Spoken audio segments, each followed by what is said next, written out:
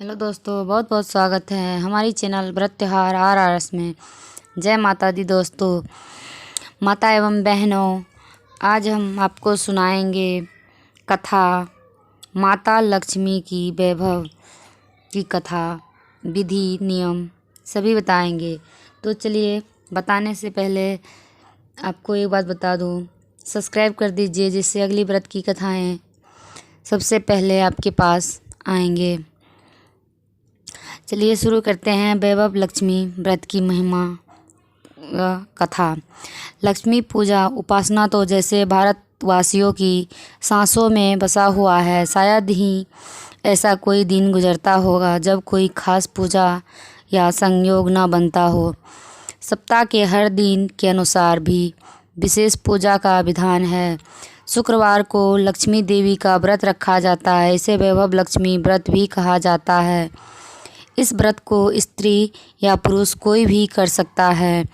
इस व्रत को करने से उपासक को धन और सुख समृद्धि की प्राप्ति होती है। घर परिवार में लक्ष्मी का वास बनाए रखने के लिए भी यह व्रत उपयोगी है। इस दिन स्त्री पुरुष लक्ष्मी जी की पूजा करते हुए सफ़ेद फूल, सफ़ेद चंदन आदि से पूजा करते हैं। खीर से भगवान को भोग लगाकर प्रसाद ग्रहण करते हैं।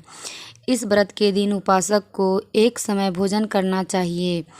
अगर कोई व्यक्ति माता वैभव लक्ष्मी व व्रत करने के साथ ही लक्ष्मी भी जी की यंत्र को स्थापित कर उनकी नियमित रूप से पूजा करता है तो उसके व्यापार में वृद्धि और धन में बढ़ोतरी होती है। वैभव लक्ष्मी व्रत की कथा इस प्रकार है। किसी शहर में अनेक लोग रहते थे। सभी अपने अपने कामों में लगे रहते थे। किसी को किसी की परवाह नहीं थी। भजन कीर्तन, भक्ति भाव, दया माया, परोपकार जैसे संस्कार कम हो गए। शहर में बुराइयां बढ़ गई थी। शराब, जुआ, रेस, व्यभिचार, चोरी, डकैती वगैरह बहुत से गुनाह शहर में होते थे। इनके बावजूद शहर में कुछ अच्छे लोग भी रहते थे। ऐसे ही लोगों में शीला और उनके पति की गृहस्थी मानी जाती थी। शीला धार्मिक प्रकृति की और संतोषी स्वभाव वाली थी। उनका पति भी विवेकी और सुशील था। शीला और उनका पति कभी किसी को बुराई नहीं करते थे और प्रभु भजन में अच्छी तरह समय व्यतीत कर रहे थे। शहर के लोग उनकी गृहस्थी की सराहना करते थे। देखते ही देखते समय बदल गया। शीला का पति बुरे लोगों से दोस्ती कर बैठा। अब वह जल्द से जल्द करोड़पति बनने के ख्वाब देखने लगा, इसलिए वह गलत रास्ते पर चल पड़ा। फलस्वरूप वह रोडपति बन गया, यानी रास्ते पर भटकते भिखारी जैसी उसकी हालत हो गई थी। शराब, जुआ, रेस, चरस, गांजा वगैरह बुरी आदतों में शीला का पति भी फंस गया। दोस्तों के साथ उसे भी शराब की आदत हो गई। इस प्रकार उसने अपना सब कुछ रेस जुए में गंवा दिए। शीला को पति के प्रताप से बहुत दुख हुआ, किंतु वह भगवान पर भरोसा कर सब कुछ सहने लगी। वह अपना अधिकांश समय प्रभु भक्ति में बिताने लगी। अचानक एक दिन दोपहर को उनके द्वार पर किसी ने दस्तक दी। शीला ने द्वार खोला तो देखा कि एक माँझी खड़ी थी। उसके चेहरे पर अलौकिक तेज निखर रहा था। उनकी आँखों में से मानो अमृत बस बह रहा था। उसका भव्य चेहरा करुणा और प्यार से छलक रहा था। उसको देखते ही शीला के मन में अपार शांति छा गई। शीला के रोम रोम में आनंद छा गया। शीला उस माँझी को आदर के साथ घर में ले आई। घर में बिठाने के लिए कुछ भी नहीं था, अतः शीला ने सकचाकर एक फटी हुई चादर पर उसको बिठाया। माँझी बोली, क्यों शीला, मुझे पहचाना नहीं? हर शुक्रवार को लक्ष्मी जी के मंदिर में भजन कीर्तन के समय मैं भी वहाँ आती हूँ। इसके बावजूद शीला कुछ समझ नहीं पा रही थी। फिर माँझी बोली, तुम बहुत दिनों से मंदिर नहीं आई, अतः मैं तुम्हें देखने चली आई।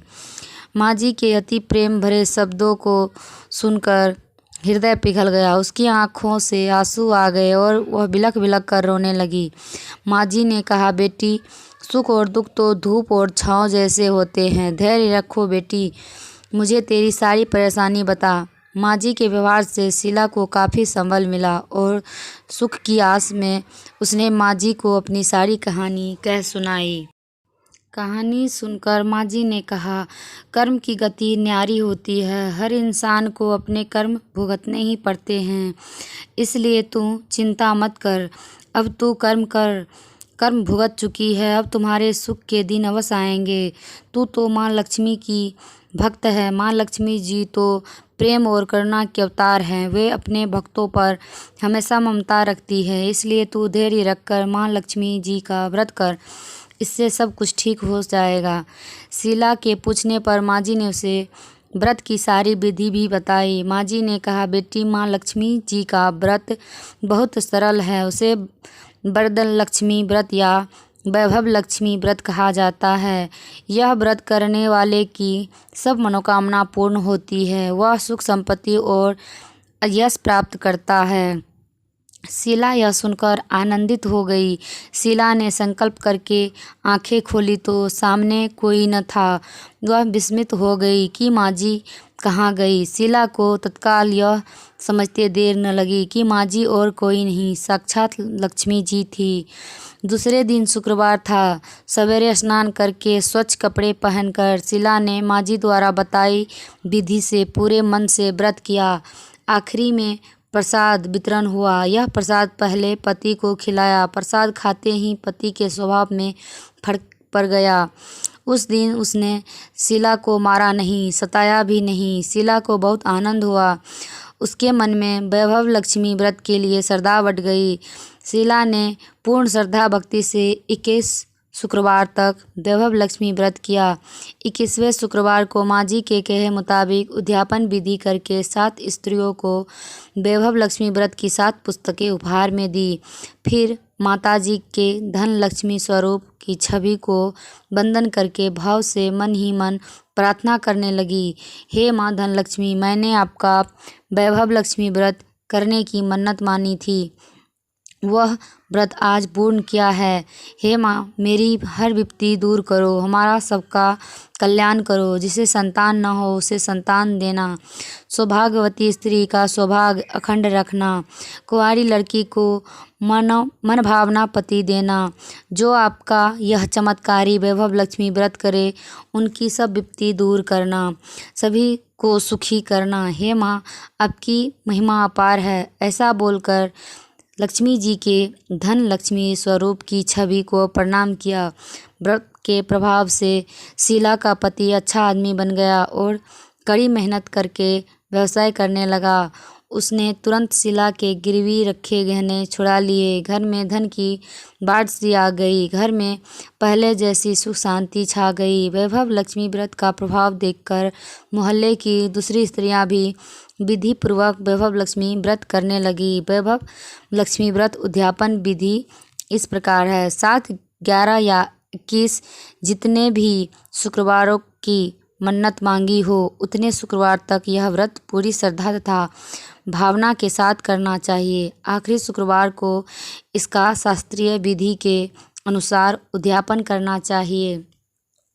आखिरी शुक्रवार को प्रसाद के लिए खीर बनानी चाहिए। जिस प्रकार हर शुक्रवार को हम पूजन करते हैं वैसे ही करना चाहिए। पूजन के बाद माँ के सामने एक श्रीफल फोड़े, फिर कम से कम 7 कुंवारी कन्याओं या सौभाग्यशाली स्त्रियों को कुमकुम का तिलक लगाकर माँ वैभव लक्ष्मी व्रत की कथा पुस्तक की एक प्रति उपहार में देनी चाहिए और सबको खीर का प्रसाद देना चाहिए।